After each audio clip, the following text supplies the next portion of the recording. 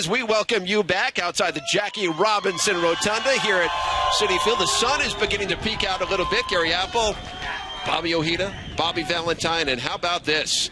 Doc Gooden and Edgardo Alfonzo, two of the greatest in Mets history. Good to see you, fellas. Good to be here. Opening day is always very exciting. It really is. Fonz, good to see you. Good to see you. It's very cold, too. It is. It is. Basically calling it what it is. It is chilly out here today.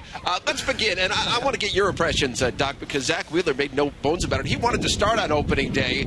It is going to be Dylan G getting the start. But impressions on Wheeler and how he can improve from year one to year two.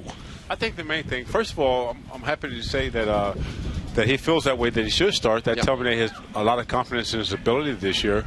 And the things he can improve on, what I've seen from last year, even going into spring training this year, is for him just to try to make quality pitches instead of trying to make a perfect pitch. I know last year he was overthrowing a little bit. I think he was trying to do too much, but just a matter of trusting his stuff and just going with what he feels that day with his strength and attack the hitters.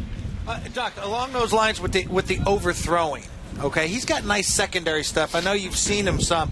What can he do and what should we look for to correct that overthrowing? How can he self-correct that? Because I watch him do that all the time. He gets in trouble and can't hit a spot to save his life. How can he correct that? I think with that comes maturity. Obviously, the pitching coach plays a part with that as well as the catcher. When a young guy is overthrowing a lot, can't find stuff, normally he tries to throw even harder.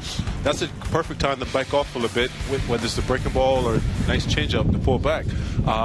That's what he's got to learn to do. He's got to learn to trust his secondary stuff, as you mentioned, and not worry about when he gets in jam, he can't find a spot. Let me just try to mix out and throw harder.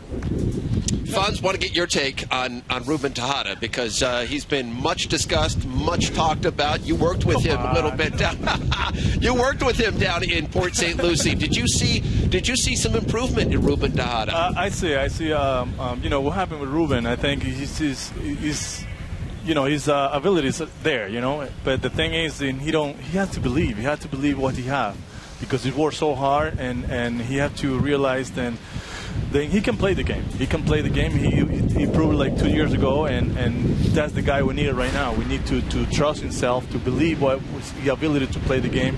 And then we work a little bit on the spring training and with the footwork and stuff like that. And he looks okay. He looks okay. I think it's the time to step up and do what he did like 2 years ago.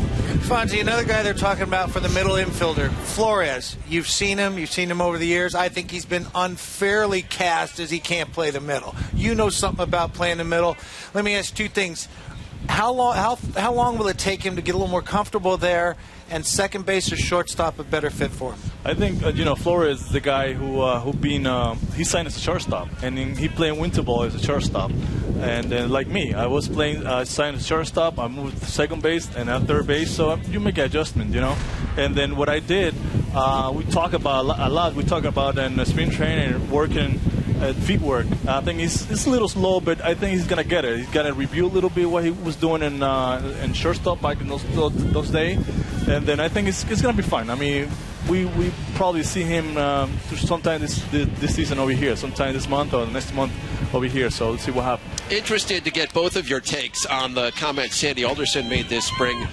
Expects this Mets team to win 90 games. You've got the smirk on your face a little bit, Doc. I mean, do you appreciate that as a player? Does it give you incentive? How do you feel about that? Oh, you feel good about that when your general manager comes out and make that statement. Obviously, you got to go out and produce and do well. That would be a great thing if they get the 90 wins. But me personally, and still a fan, I'm just looking for improvement from last year. The young guys get more experience, and also playing competitive baseball going into September to give yourself a chance. What about you, Fonz? Well, the same way. The same way. I mean, you have to put everything in the past and go look forward this year, and then I think it's a great feeling. I mean, like 2000, nobody expected us to go all the way and see what we did. Right? Because of you, Fonte. That's what we're talking about right there. By the way, want to let everybody know this gentleman right here, Doc Gooden, is going to be the subject of a new SNY documentary called The Good Doctor. I think that's very much apropos. Set to air Monday, August 4th, 10 p.m. right here on your home for Mets baseball. It is SNY. Okay, guys, I know it's chilly out here. We're going to let you go warm up. Thanks for joining us on Pepsi Pregame Live. Thanks for having me. Thank Good to see you guys. Thank you.